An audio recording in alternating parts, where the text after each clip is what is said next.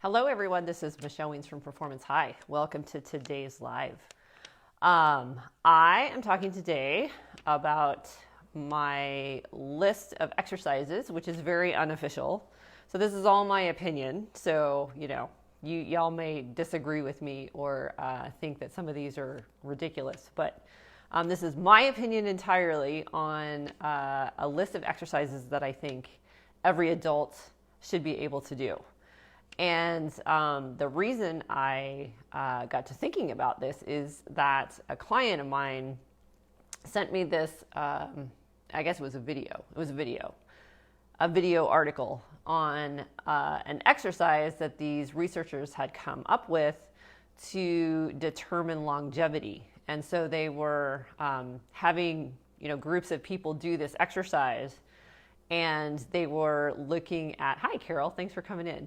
They were looking at how long these people then went on to live and then making a correlation between whether or not these people could do the exercise and then how long, based on whether they could or couldn't do the exercise and the different ways that they modified it, how long they were going to live. So it was an interesting little research study. The exercise was to basically to cross your standing, you cross your legs and then you lower yourself down to sit on the ground without using your hands. And then with your legs crossed, you get back up again without using your hands.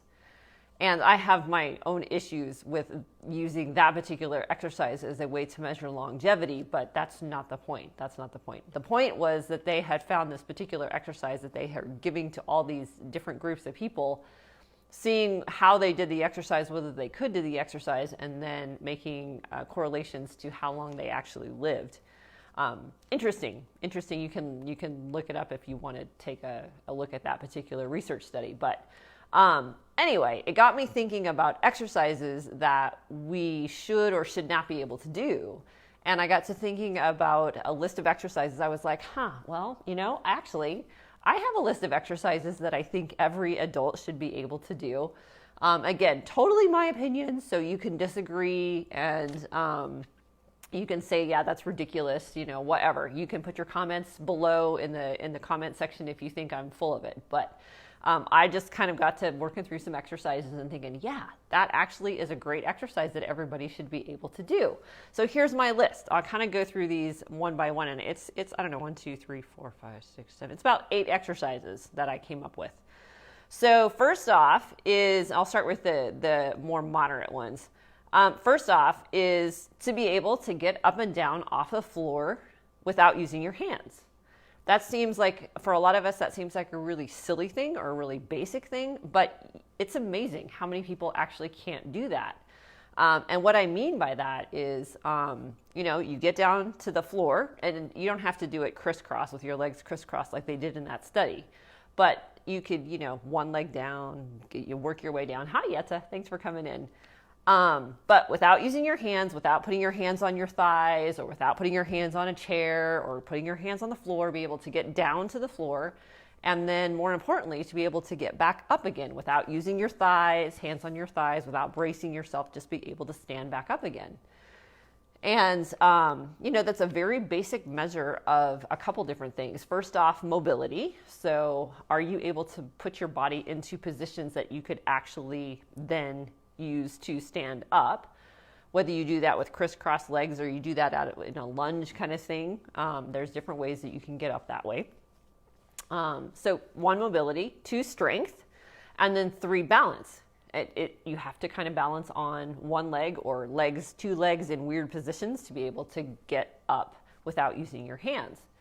So that was my first one. And I think those folks that did that research study are right on. I think definitely that concept of being able to get down to the floor and up again without using your hands is really important. Every adult should be able to do that. So that was one. And then walking. And I would say, hi, Trotter. Thanks for coming in and watching. Good to see you. I think every adult should be able to walk an hour. Maybe that sounds like a lot. I don't know.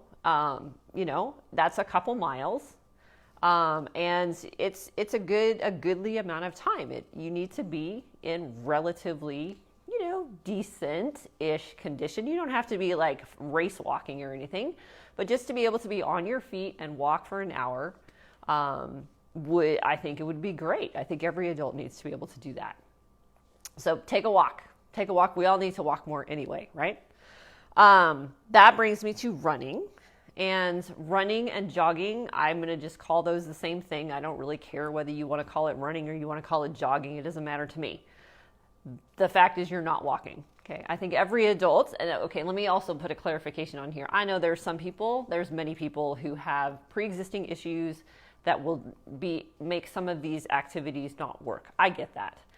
But we're just going to say with people with pre-existing conditions, we're just going to take them out of this category. We can find other things for them.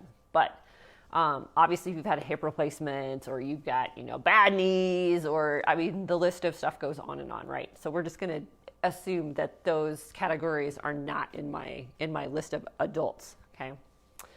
So I think that adults should be able to run or jog. It's what we're humanly designed to do. Our bodies are designed for running. That's how we were made.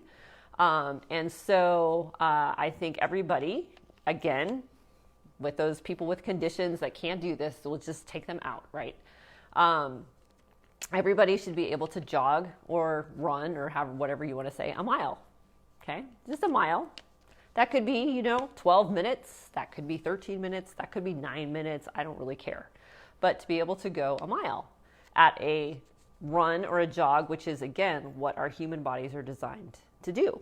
Okay, so that's my third one. Then we get into some different ones. So a clock drill. And, I'm thinking I might actually make a video of these so you can see them. A clock drill is a balance exercise, and a clock drill, so again, every adult ought to be able to do this.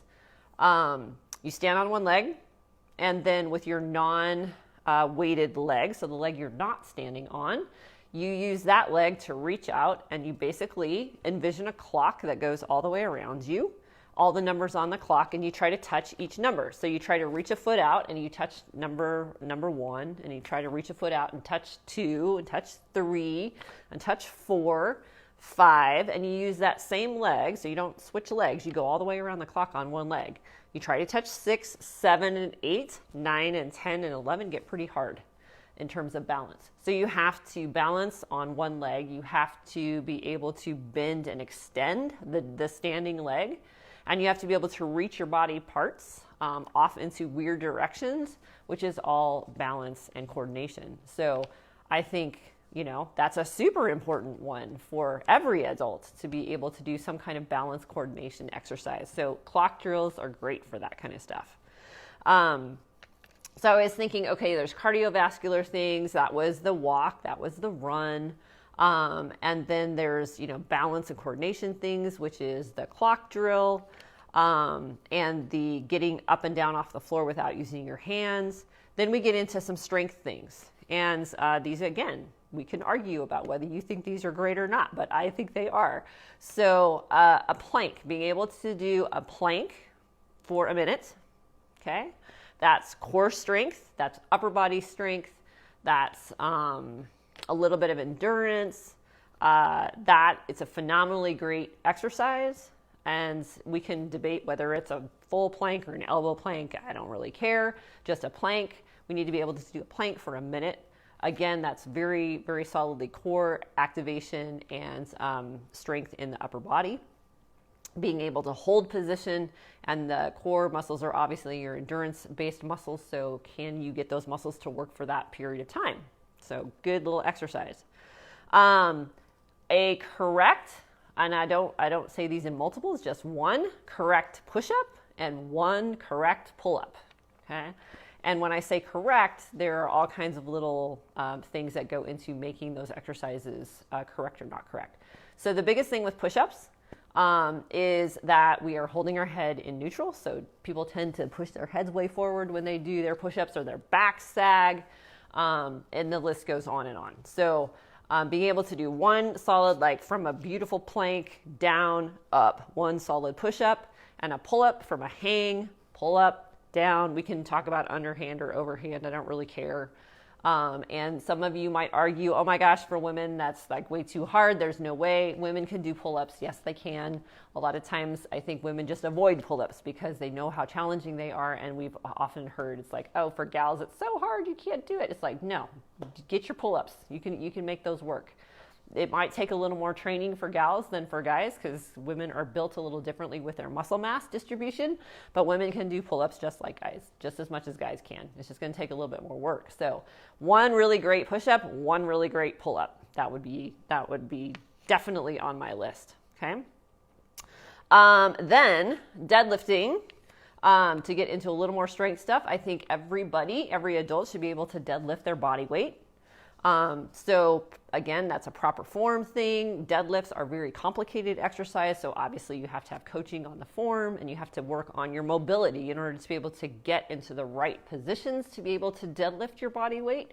But those are all great things to be working on, right? Is mobility and strength and technique. So being able to deadlift your body weight, the deadlift itself works everything. It's a whole body muscle activation. If you saw my newsletter from last week, I talked about, week before last, I talked about the number one exercise that if you only had 5 minutes to do something in the weight room, what would be the one exercise to do? And it's deadlifts. So love the deadlifts. They work everything. They're awesome. And like I said, they get mobility and strength together. So being able to deadlift your body weight, super good. That would be, again, on my list for every adult. And then the final thing that I have is being able to sit in a full squat for, 5 minutes. Okay. So a full squat, sitting in a full squat is like so here's, when you see cultures without chairs. Carol asked me what kind of deadlift, bent knee deadlift, standard down, bent knees, stand up, straight, the regular standard deadlift, okay? Not a straight leg deadlift, a standard bent knee deadlift. So if you see cultures that don't have a lot of chairs, like tribal cultures, you see people squatting. And in many cultures, squatting is a much more common thing than it is in our culture. We sit in chairs. So a full squat, like if you're going to sit in a squat, you are all the way down you're basically all the way down almost to the ground. Your hips are really low they're almost on the ground, and you're squatting in a full squat. And the ability to stay in a full squat requires a ton of mobility. Did I just say that? The mobility? The ability to stay in a full squat requires a ton of mobility. So hips need to be mobile, low back needs to be mobile, knees need to be mobile, shoulders and upper back needs to be mobile. So your whole body has to kind of change position when you are putting yourself into a full squat and then wanting to stay there. And Shelly says, does range of motion play a factor in this? Absolutely. Range of motion always plays a factor. But I am doing a big, this is what I think everybody should do. And sure, there's going to be people that have any sorts of pre-existing issues that can't. And I'm just taking those folks out of my adult group. So this is, very black and white, just, this is what I think. So yeah, being able to squat all the way down, so all the way almost to the ground, and sit in that squat without holding on to something, without having to have any assistance. I think that's a super, super amazing good thing for adults to be able to do. The yoga teachers say, I've heard several yoga teachers say this, that if Americans would squat for 10 minutes a day, sit in a full squat for 10 minutes a day, they would have no low back problems. All your low back problems would be gone, because that low squat position and sitting in that low squat position stretches out your back muscles, it stretches out your hamstrings, it stretches out glute muscles, and all those contribute to, when they're tight, contribute to low back problems. So that's my list, guys. I'll go through it really quick once again in case you missed. A 1 minute plank, doing a plank for 1 minute, a perfect 1 push-up, perfect 1 pull-up, walking for an hour, being able to get up and down off the floor without using your hands, running or jogging, whichever way you want to think about it, 1 mile. The clock drill, which is a balance drill, standing on 1 foot and then using that non-weighted foot to touch all the numbers on the clock around you. Deadlifting your body weight, and then squatting, sitting in a squat for 5 minutes. So that's my list. And I love to hear, if you disagree with me, bring it on. Let's talk about it. I'd love to hear it. I love this kind of stuff. So put comments below. If you have questions about any of the exercises, put those into, like I said, I might want to do, I'm thinking about, I might want to do a video of some of these so you can see them. So stay tuned for that. Thanks, you guys. I appreciate you coming in, and especially the engagement. I love that in the lives. So much fun. So thanks for watching. And if you liked this, please hit the like button. I saw some little hearts going, yay. I appreciate that. And please share this with anybody you think might benefit. And I will look forward to seeing you next week, 1 o'clock, for another live. Thanks so much for watching, guys. Bye.